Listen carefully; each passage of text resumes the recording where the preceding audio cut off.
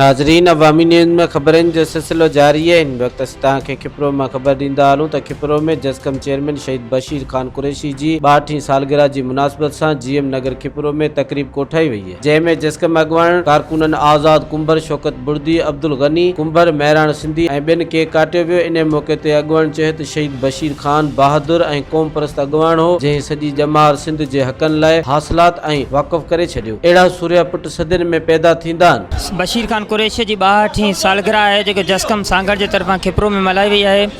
असां अॼोके ॾींहं ते शहीद जे कयल जदोजहद के ख़राज तहसीन पेश करे उन सालगिरह जो केक कटियो है।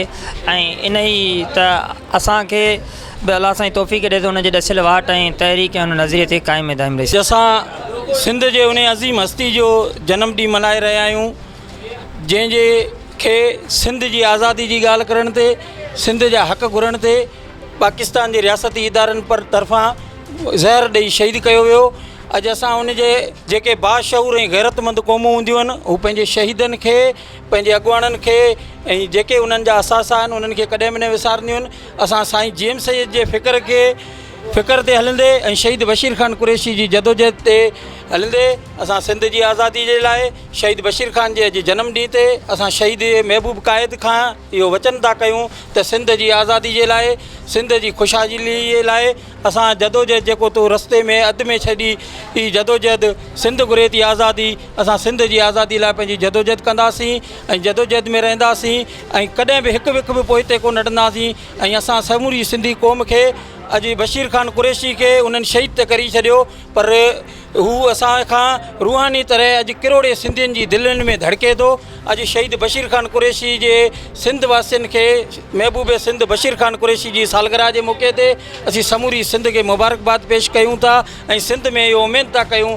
त जीअं बशीर खान खे उन्हनि मोट ॾिनी, सिंध जे इन क़ौमी कारकुननि खे बि हू मोट ॾींदा ऐं सिंध जे हक़नि जे लाइ असां खां गॾु बीहंदा। मल्हाईसीं असां खिपरे तालके में जस्कम जी तरफ़ां असां पूरी पंहिंजी क़ौम खे इहो हिकिड़ो मैसेज था ॾियूं त शहीद बशीर खान कुरैशी उहो शख़्स हो जंहिं पंहिंजी जदोजहद कॾहिं माना जदोजहद सॼी ज़िंदगी पंहिंजी क़ौम जे लाइ सर्फ कई, पंहिंजी ज़िंदगी, पंहिंजा बच्चा, पंहिंजी सॼी क़ौम जेका उहा सदके करे छॾी हिन क़ौम जे लाइ, हिन सिंध जे लाइ। ऐं असां सम्झूं था असांजे लाइ बशीर खान कुरैशी हिकिड़ो वॾो सबक़ु आहे। साईं GM सैयद खे बि पोइ ते रखी वियो हली ऐं उन पूरी दुनिया खे अॼु पूरी दुनिया किरोड़ लखे माण्हू उनजी सालगिरह मल्हाए रहिया आहिनि। इहो पूरी दुनिया जे लाइ हिकिड़ो पैगाम आहे त बशीर खान कुरैशी हिकिड़ी क़दावर शख़्सियत हुई जंहिं सिर्फ़ु पंहिंजी क़ौम जे इश्क में जाम नोश कयो, शहादत जो जाम नोश कयो। अॼु शहीद बशीर खान जी 62वीं सालगिरह मल्हायूं पिया ऐं बशीर खान क़ौमी तहरीक जो उत्साह आहे। बशीर खान असां सां हरदम गॾु आहे ऐं असां सदाईं बशीर खान खे पंहिंजो मौसन ऐं रहनुमा रहबर तस्लीम कयो आहे। ऐं बशीर खान जी अॼोके सालगिरह जे मौक़े ते दोस्तनि जो गॾु थियणु ऐं हिते अचणु इहा हिकिड़ी ख़ुशाइन ॻाल्हि आहे ऐं उन्हनि लाइ करे असीं ॾाढा ख़ुशि ऐं मुतमइन आहियूं। मज़ीद खबरों और तफसीलात के लिए विजिट करें हमारी वेबसाइट www.awamiNewsHD.com।